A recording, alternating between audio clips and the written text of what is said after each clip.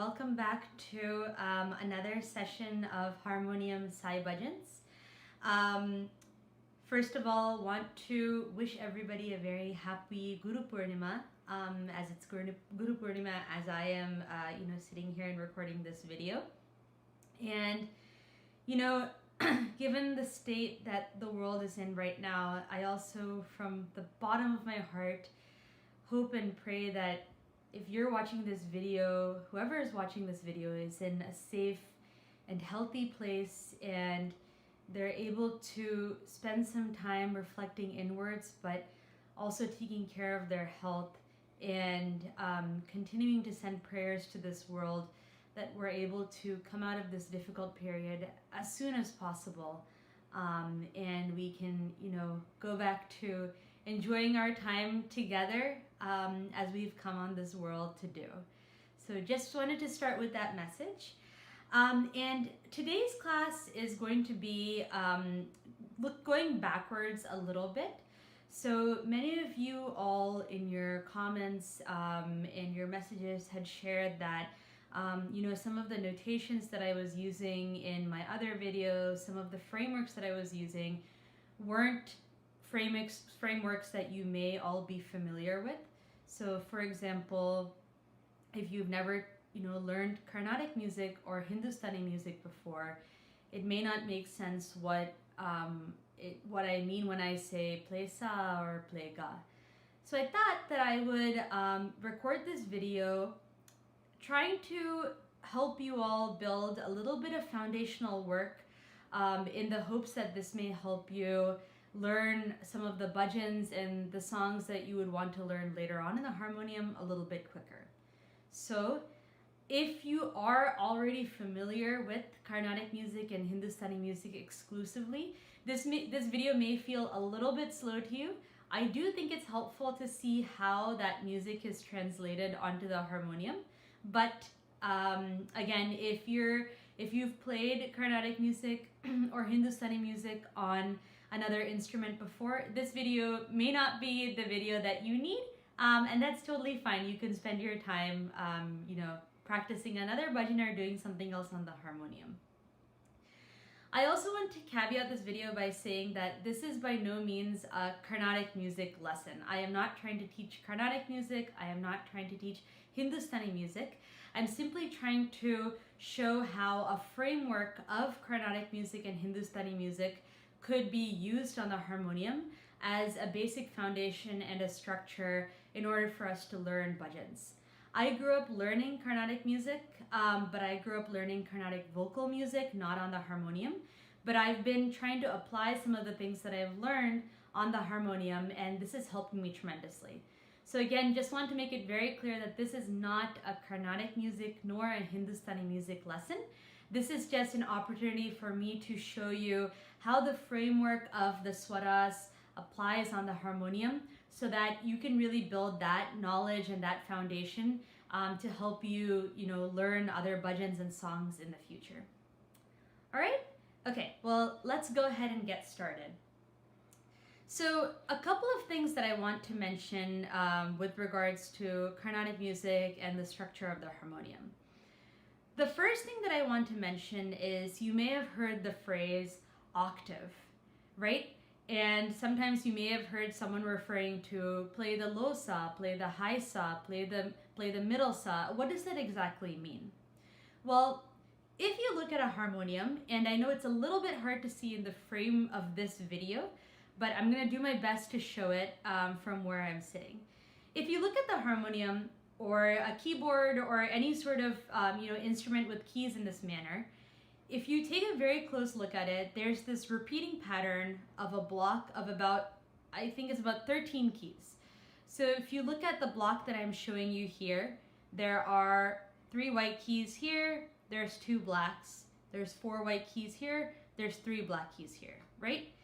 And if you then shift this block over, shift your hand over, you'll notice that this exact same pattern repeats again at the top. And the same way, if you shift your hand to the bottom, the same pattern also appears on the bottom as well. And this is not, not trying to explain anything with notes right now. Just as a visual, I want you to understand and be able to see this pattern, because this is something that is going to help us, progress a little bit more quicker when we're applying octaves and things like that, right? So I again want to make sure that's very clear. If you take a look at this block of keys on your harmonium, the one that I am not covering with my hand, right? This set of keys is the same pattern, the visual pattern, and if it helps you to draw out this pattern on a piece of paper, or you want to cover the rest of the keys with a piece of paper just to see this very, very clearly, I want you to do that, because that will really help you. But this block is the same block that appears again and again, right? Clear? Okay. So I'm gonna hopefully not confuse you by saying this, but it doesn't matter what set of keys you take as your block, right? Because the entire harmonium is essentially this repeating pattern of 2 keys and 3 keys, 2 black keys and 3 black keys, 2 black keys and 3 black keys, right? The whole harmonium is a repeating pattern. So what that means is, with this example of taking a repeating pattern, we could also start here. We could also start here. We could start with saying, oh, this is a set of 3 black keys and 2 black keys. And this is the pattern that repeats again and again, right? Just want to make sure that's clear. Okay, fantastic. So in this way, what happens is, any key we press in one block is the same note in the next block as well. And what do I mean by that? Well, let's try it out.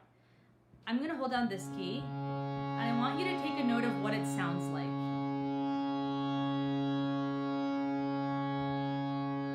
Okay? And then I'm going to hold down this key,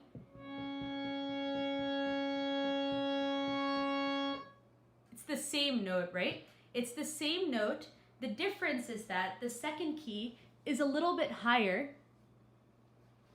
than the first key. And similarly, we can also go down. I know this may not be coming in the frame of your video. Let me take a quick look. Yeah, that may not be coming in your frame of your video, but that's all right. So this key is also the same note, right? It's just lower. All right, let's take a different key as an example. Let's take this black key, right? Make a mental note of the sound, okay? Now, where does the higher octave key of that note appear on the harmonium? So the higher octave key in this repeating pattern would be this one. Have the lower one here as well. Okay, clear? So again, I want to make sure that you guys really understand this. So if this doesn't make sense to you, please go back a couple of minutes in the video. Make sure that you really understand this repeating pattern, because then when we apply swaras, all you have to do is just learn the one set of swaras, and you can apply that anywhere in the harmonium. It doesn't matter where you start and where you end. Okay? All right, fantastic. Okay, so now that we have a repeating pattern, let's go into what exactly the swaras mean and how does that fit onto the harmonium. So if you're learning, again, Carnatic music or Hindustani music, if you've never learned it before formally, or you've never sat down and learned the swaras before, some of this may sound a little bit foreign to you, and that's all right. What I would encourage you to do is just make sure you understand this fundamental, even if it means you need to go back in the video and just revise this a couple of times. I'll also try to add a couple of notes in the description box in the video. But again, just want to make sure that you really understand this part, because this is very crucial to learning harmonium and bhajans in the future. It's going to make it tremendously more helpful if you understand this. Okay. So the basic of Carnatic music and Hindustani music, you may have heard this already, but there are 7 bass swaras, right? So there's sa, re, ga, ma, pa, da, ni. Okay? And within these swaras, there are some that have 2 variations, okay? So these variations, and if you want to write this down, I think that would be helpful. I'm going to say it very, very slowly, and I will also write it down in the description box. But all of the swaras are Sa, V1, V2, Ga1, Ga2, Ma1, Ma2, Pa. Da1, Da2, Ni1, Ni2. Okay, I'm going to say it one more time. I want to make sure that, this makes sense, and I want to make sure that I didn't mess up what I just said. So again, all of the swaras, if you want to write them down, are Sa, V1, V2, Ga1, Ga2, Ma1, Ma2, Pa, Da1, Da2, Ni1, Ni2. Okay? Clear? So if you notice from the Sari Gama Pada Ni Sa, right? Or Sari Gama Pada Ni, let's not go to the higher Sa just yet, and I'll explain why. Sari Gama Pada Ni, if you take a look at the pattern that you've written down on your piece of paper, or maybe you're already familiar with this, every note has a duo, right? It has a 1 and 2, except for Sa and Pa. Okay? So that's also another very easy way of remembering it is Sa and Pa do not have a duo, whereas Ri, Ga, Ma, and Da, and Ni all have duos. They have a 1 and they have a 2 version. And again, I want to make clear that I am not teaching the way that Carnatic music is traditionally applied. So if you're learning Carnatic music, please don't go to your teacher and say, I learned this as 1 and 2. I'm just trying to make this as simple as possible for those who may not be familiar with Carnatic music, just really understand this as quick as possible. Okay? So I'm going to say it one more time just to make sure that you guys understand what the order of the notes is. Okay? So it's Sa, V1, V2, Ga1, Ga2, Ma1, Ma2, Pa. Da1, Da2, Ni1, Ni2. Okay? Okay, fantastic. So now let's understand how this applies on the harmonium. So once you understand this basic framework of notes, applying it on the harmonium is actually very, very, very, very easy. And the reason is because every note is in essence a key that comes one after another. There's no skipping, there's no jumping for now when we're looking at the full gamut, the full set of notes, okay? So let's start at a random place, and it doesn't matter where you start from, and I'll explain why in a little bit. Okay, so let's start here, okay? If this is Sa, that means the next note over is V1. Then the next note over is Re2. The next one, Ga1. The next one, Ga2. The one after that, Ma1. The next one, Ma2. The next one, Pa. Now remember, Pa does not have a duo, so that means next we go to Da1. Then next is Da2. Next is Ni1. And then the last one in the set is Ni2. Okay? So make sure you understand again how each of the notes is played. It is very, very, very simple. You simply apply this framework and go one note at a time without skipping any of the notes. All right? Okay, so sometimes I've seen some harmonium students struggle to understand which note comes first, especially since our keys have black keys that go up and white keys that go down. Sometimes it gets a little confusing. A little trick that I would recommend is don't look at this bottom part of the keys, okay? Just look at the top here. And it doesn't matter whether it's black or white for now, right? Just look at the way that each key goes, and that'll help you in understanding which key, goes one after another. Okay? So if you're getting confused about, the blacks and the white keys and, which one goes up and which one goes down, just look at this part here. And I think that may help you. Just make sure that you go in a very clear order. Okay? So again, this is a part in the video that would also be good to make sure that you understand how the order of the keys go with the notes that we have so far. Okay, the 12 notes. All right. So a little while ago, I said, well, let's go up to need to and then let's stop because it doesn't really matter what you do after that. It's the same thing. So what do I exactly mean by that? Well, what I mean by that is, again, if we go back to our repeating pattern that we talked about in the very beginning of the video, right? If we take this as the set, right, from this black note until this white note, which we ended with our need to, right? Let's go over this again. This was our sa in our example just now, which made this our need to. This is where we ended last time. Okay?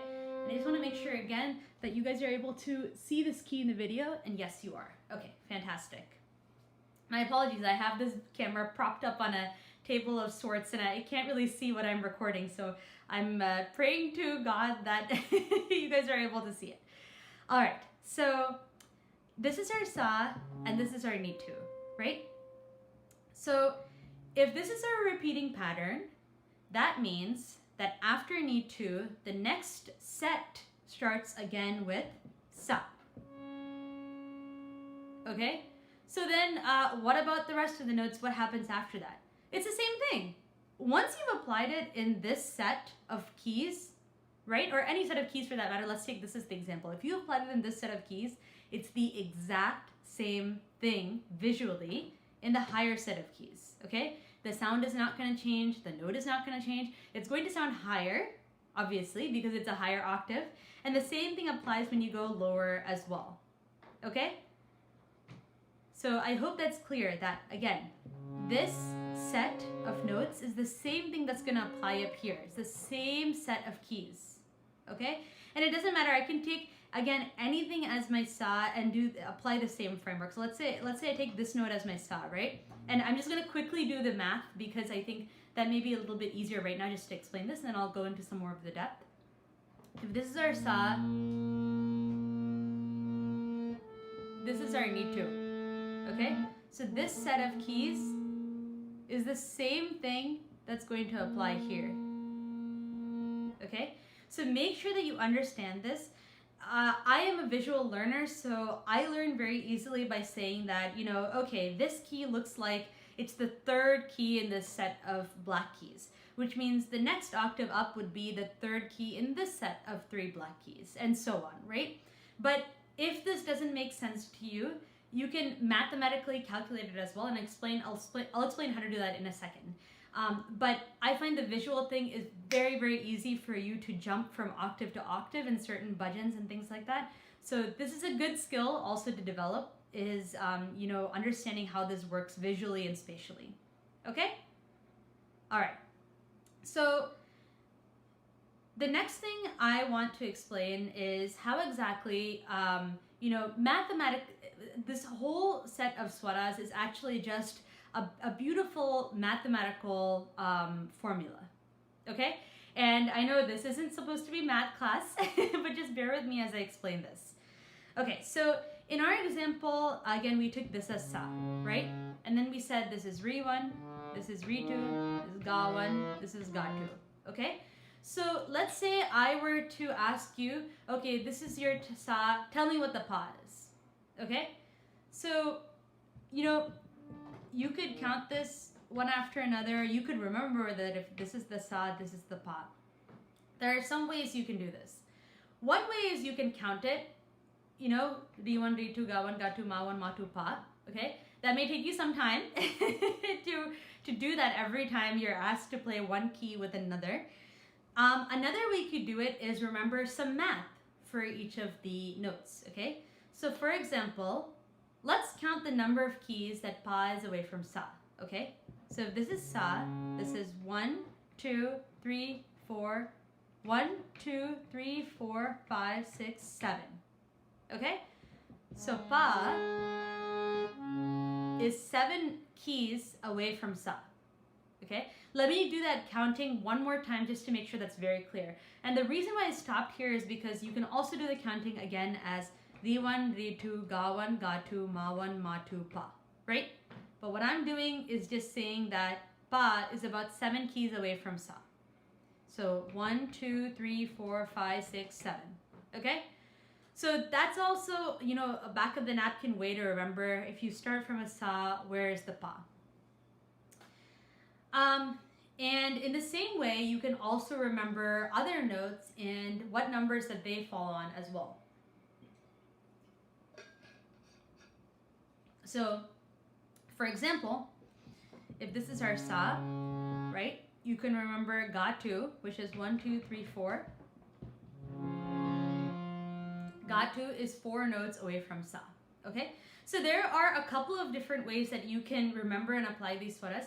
I would encourage you to play around with these to see which way you learn the quickest. I know some people work with structures and formulas a little bit quicker. Some people are just visual learners. They can see it's about this many keys away and they have the ear for it, okay? I did not learn with any structure of some sort. Maybe with the grace of God, I was able to learn. Most of what I've learned is just by listening and from ear. So this is taking me some time to understand how to put this into a structure that I can then present to you guys. So I really hope this does help. But again, like, this is not the only structures that you can use to understand how these swaras fall in. I would encourage you to play around with them to make sure that you understand how they work. Okay, so now we have our framework. Now we understand how many keys everything goes across. So one exercise that I would encourage you to do now is, as I've mentioned in maybe some previous videos before, it doesn't really matter which note you take as Sa, okay? You may have seen some harmonium players have a comfort key that they play in. My key is usually this as the Sa, and I have a scale changer harmonium that enables me to go back and forth in order to be able to adjust that fairly quickly to the harmonium, to the bhajan singer. But honestly, for a beginner, I know one of my mentors very early on said, you shouldn't use the scale changer when you're first learning. You need to be able to play starting from anywhere. And that's what really gives you the fluidity when you're learning harmonium and when you're trying to play harmonium. So if you're, you know, blessed with a scale changer harmonium, I would recommend you tape it or just put a sign that says do not touch, because I really want you to be able to play starting from anywhere. And if you don't have a scale changer harmonium, then you're good to go for now. Okay, fantastic. So again, like I said, we can start Sa from anywhere on this harmonium, okay? So let's say we take this as the Sa, okay? If we take this key as the Sa, right, we just apply our same framework that we learned starting from this key. So if this is Sa, this is Ri1, this is Ri2, this is Ga1, this is Ga2, Ma1, Ma2, Pa, Da1, Da2, Ni1, Ni2, Sa.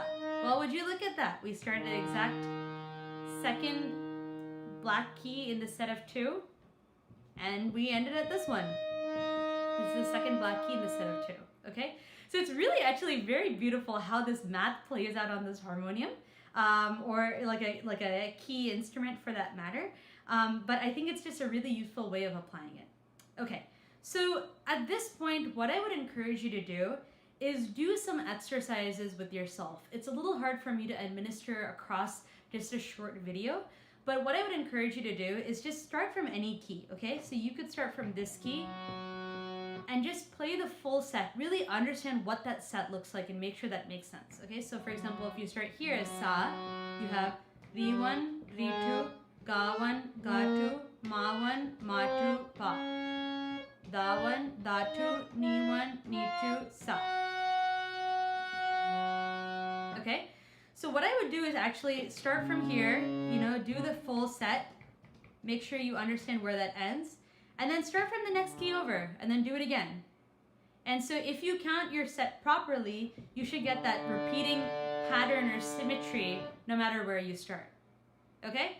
So do that a couple of times, go through each of the keys, and that also just gives you a familiarity with seeing that sort of a repeating pattern regardless of where you start. Okay, And the next exercise I would encourage you to do, and maybe this is easier done with somebody else, or you can do this exercise with yourself too. But I would give yourself a key as a sa, and then quiz yourself. Say, okay, so then which note would be the ga to? Okay. So for example, let's say we take this as the sa. Okay, and I say which note would be the ga to? So I've been playing for a very long time, so I can almost in a split second say, okay, this would be our ga to, okay? But if you're a beginner, you would probably count and say, okay, well, this is re 1, re 2, ga 1, ga 2. Okay? This is just a very fun way of making sure that you're able to go from one spot to another spot, another key, okay? And another thing to remember is if you lose your spot, you always need to remember what your home base is, okay? So when you're going through this process, there's a couple of things that should be going on in your mind. Number one is, where is my sa, okay? If you're trying to go somewhere, like you're putting in directions into your navigation system, whatever it may be, right? You have your starting point. You have it could be your home, it could be your home base, it doesn't matter what it is, right? But you have your starting point. That is very, very, very, very important to remember before you embark on a journey, okay? So once you have your home base, then you can say, okay, so I'm looking for ma 1. That's my ending spot, okay? So where would that be? Then I can do my counting, or I have the numbers memorized, or I'm just able to, kind of see it and I know where it is, okay? But this makes sure that if you ever lose your spot, or you kind of get lost in the counting, you don't want to be left in a situation and say, gee, I don't even remember where I started, and somehow I've ended up here. Okay, so very, very, very important to remember your home base. Okay, the next aspect that I think is important to practice, and I think this is probably all we're going to cover in this video, because I know this is a lot of theory that we went through in this video that may be new to most of you. But in the same way that we went up in this cascade of notes, it's also equally as important to understand how you go down, right? What goes up must come down and then must go up again in life as well. But it's very important to understand how we go down, okay? So, for example, if this is our sa, right? If we want to go down, it's just the reverse of the swaras, the notes that we had in the beginning, going up. It's kind of like saying the alphabet backwards, which I used to know how to say when I was a kid, but I can't do it anymore. But it's the same theory and same framework that's applied, okay? So for example, if this is our sa, right? This is ni 2, ni 1, da 2, da 1, pa, ma 2, ma 1, ga 2, ga 1, re 2, re 1, sa. That's it. So it's the same thing going up and the same thing coming down, okay? So for some people, it's a little bit unintuitive for themselves to understand how it goes down, which is why I say it's very, very important for you to be able to go in both directions. All right? In a similar manner, when you're quizzing yourself, giving yourself a starting point and then saying, well, what is the pa in this situation? Where is the da to in this situation? It's also remember to go the other way as well. So for example, if this is our sa, right? And I say, where is pa? But the lower pa, okay? So that means you would have to count down, right? You would have to go ni 2, ni 1, da 2, da 1, pa, right? Okay, so here's a small trick of the trade here.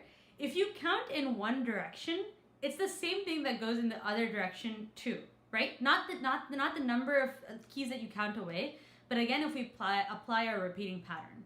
So what I mean by that is, let's say you're going from sa and I say, can you find me the lower ga 2, okay? Well, you could sit here counting ni 2, ni 1, da 2, da 1, pa, ma 2, ma 1, ga 2. Oh, there, look, I found it, okay? However, this is several keys away from this sa.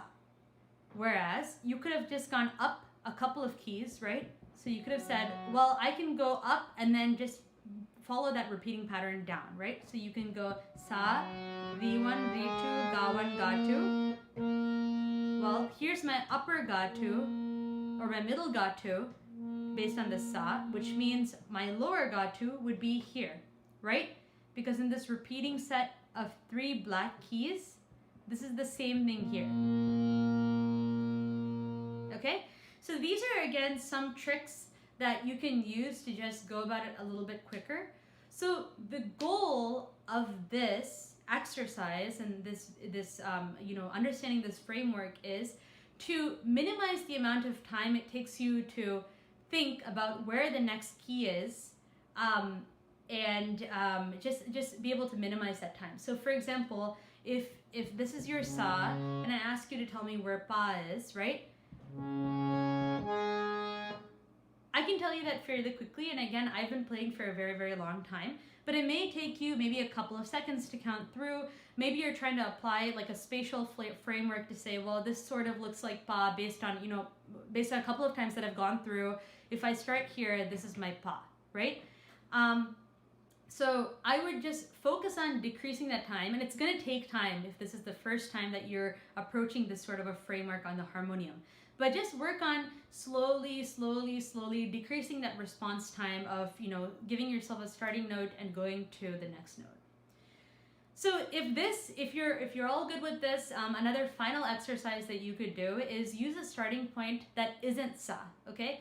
So let's say I say, well, in some example, this is pa, okay? If this is pa, then tell me what sa is, okay? What if I go the other way? Well, then you could say, well, if this is pa, then I'm counting da one, da two, ni one, ni two, sa. Okay? And the same thing, let's say I say, well, this is your ma one. Where is your ni one? Okay? So you could count the same way. If this is ma one, ma two, pa, da one, da two, ni one. Okay? So those are the things that I wanted to share in this video. Again, I know this is a lot of theory that I'm sharing in these videos, but in this video, but I think it's really important that you understand this. Again, I know a lot of you ask questions about, well, where is the sa? Where should I use it this sa?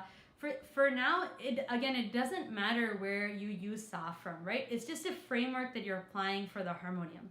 So make sure that you're able to play this framework regardless of where you start from in the harmonium. So you could start from here and you can go sa, di one, di two, da one, da two, ma one, ma two, pa, da one, da two, ni one, ni two, sa, right? But you could do the same thing starting from here.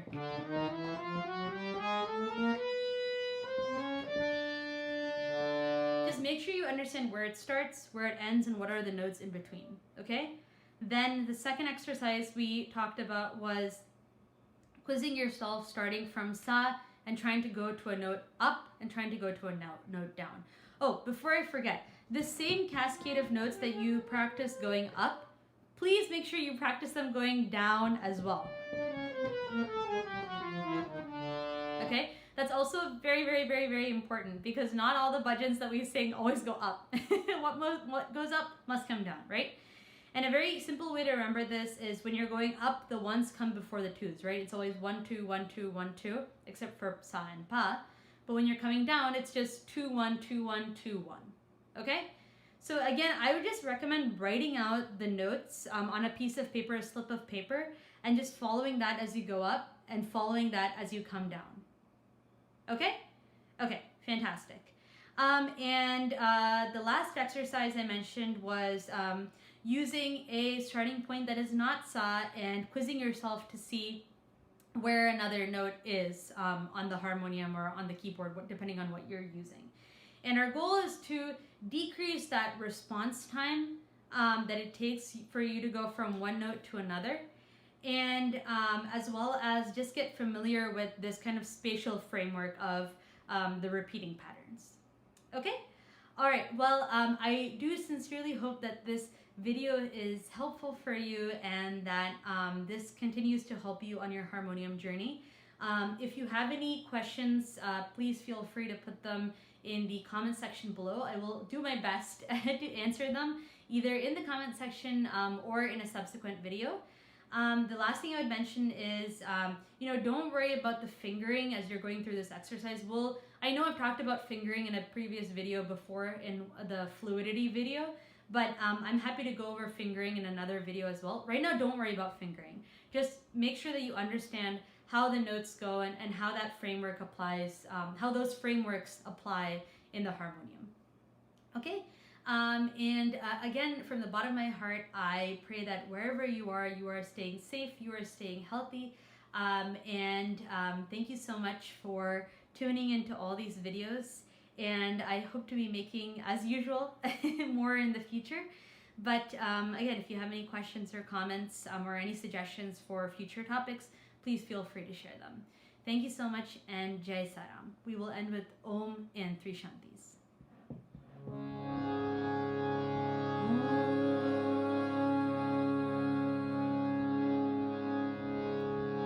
Shanti.